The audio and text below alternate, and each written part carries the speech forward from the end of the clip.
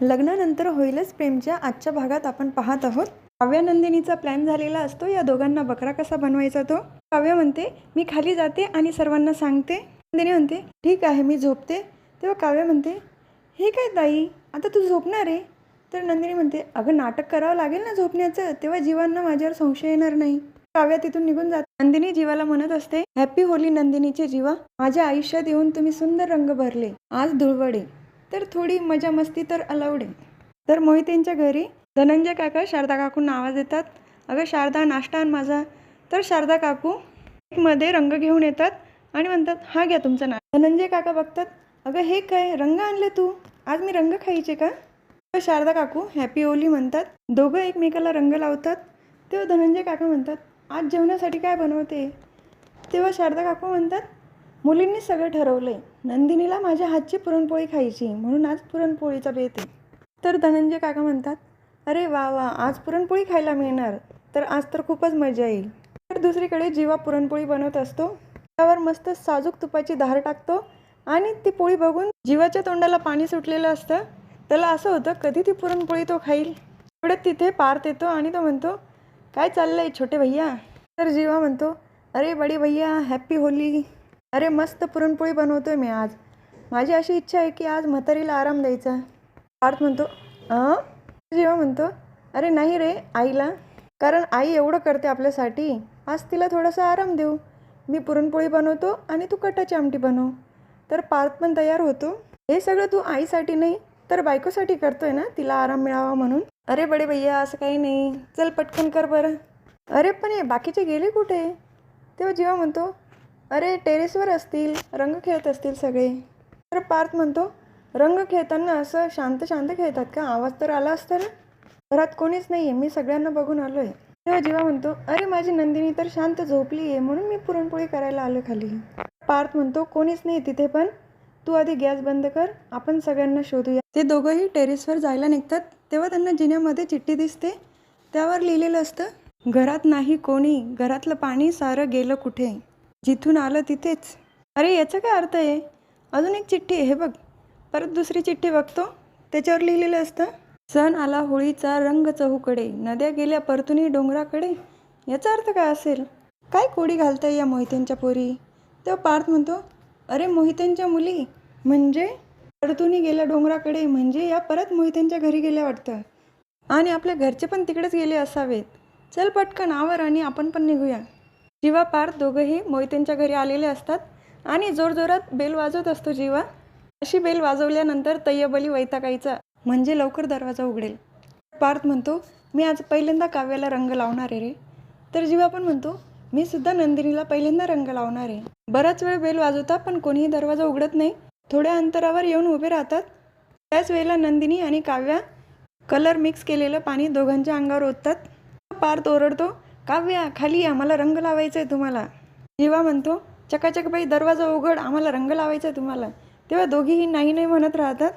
जीवा म्हणतो चल भाई मला माहिती त्यांना रंग कसा लावायचा.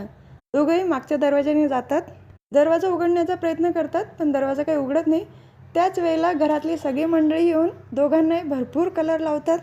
अगदी त्यांचे तोंडसुद्धा ओळखायला येत नाही एवढा कलर लावतात दोघांना पण. त्यानंतर तिथे काव्या आणि नंदिनी येतात. ते दोघी पण त्यांना रंग लावतात आणि दोघांची झालेली फजिती पाहून सगळेच त्यांच्यावर खूप हसत असतात. तर जीवा पार्थला खूप इन्सल्ट झाल्यासारखं वाटतं. तेव्हा पार्थ म्हणतो हे सगळं ठरवून केलं ना तुम्ही. तेव्हा वसू आत्या म्हणतात हा प्लॅन आमचा नव्हता, हां तुमच्या बायकांचा होता, त्यांनीच आम्हाला हे सगळं करायला लावलं. तेव्हा मिथून काका म्हणतात बरं चला आता आपापल्या बायकांना रंग लावा बरं. ते दोघंही रंग लावणार पण त्यांच्या हातात तर रंगच नसतो. सगळे त्यांच्यावर परत हसायला लागतात. जीवा म्हणतो तुम्ही विसरताय, देशमुख बॉईज 2 नाही तर 3 आहेत. तेवढं तिथे युग येतो आणि त्यांनी रंग आणलेले असतात. पार्थ आणि जीवा दोघंही रंग उचलतात तर सगळेच तिथून पळायला लागतात. त्यांच्या मागे जीवा आणि पार्थ ते दोघंही असतात. त्याच वेळेला होली आली रे आली रे आली रे हे गाणं चालू होतं आणि ते गाणं चालू असताना सगळ्यांची फुल धम्माल मस्ती चालू असते आणि जीवा नंदिनीचा रोमांस पण चालू असतो. तर दुसरीकडे काव्या पार्थचा सुद्धा रोमांस चालू असतो. फुल एन्जॉय करतात सगळे. रंग खेळून झाल्यानंतर सगळे बसलेले असतात आणि जीवा आणि पार्थवर सगळे हसतात.